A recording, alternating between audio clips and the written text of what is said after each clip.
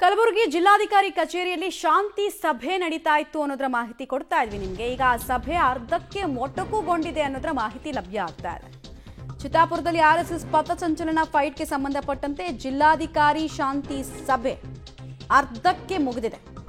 ಚಿತ್ತಾಪುರದಲ್ಲಿ ಇವತ್ತು ಅವಕಾಶ ಸಿಗುತ್ತಾ ಇಲ್ವಾ, ಕಾರ್ಯಾಂಗ ಏನು ಡಿಸಿಷನ್ ತಗೊಳ್ಬೋದು ಎಲ್ಲ ಕುತೂಹಲ ಇತ್ತು. ಬಟ್ ನೋಡಿದ್ರೆ ಅರ್ಧಕ್ಕೆ ಫುಲ್ ಸ್ಟಾಪ್ ಇಟ್ಟಿದ್ದಾರಂತೆ. ಯಾಕೆ ಅಂದರೆ ಶಾಂತಿ ಸಭೆಗೆ ಬಂದಂತಹ ಸಂಘಟನೆಗಳಲ್ಲಿ ಗದ್ದಲ ಏರ್ಪಟ್ಟಿತ್ತು, ವಾಗ್ವಾದ ಏರ್ಪಟ್ಟಿತ್ತು.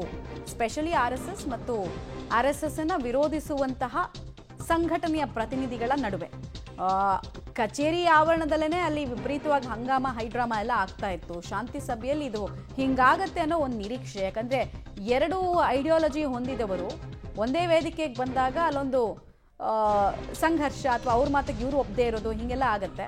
ಸಭೆಯನ್ನು ಮುಂದೂಡಿದಾರಂತೆ ಜಿಲ್ಲಾಧಿಕಾರಿ. ಸಭೆಯನ್ನು ಮುಂದೂಡಬೇಕಾಗಿ ಬಂತು ಅನ್ನೋದ್ರ ಮಾಹಿತಿ. ಮತ್ತು ವಾಪಸ್ ಎಷ್ಟೊತ್ತಿಗೆ ಸಭೆ ಕರೀತಾರೆ, ಏನು ಕತೆ, ಯಾವುದೇ ಇನ್ಫಾರ್ಮೇಷನ್ ಇಲ್ಲ. ಅಲ್ಲಿದ್ದಂತಹ ಜನರನ್ನು ಕಂಟ್ರೋಲ್ ಮಾಡೋಕ್ಕಾಗದೆ ಅರ್ಧಕ್ಕೆ ಶಾಂತಿ ಸಭೆ ಮೊಟಕುಗೊಂಡಿದೆ.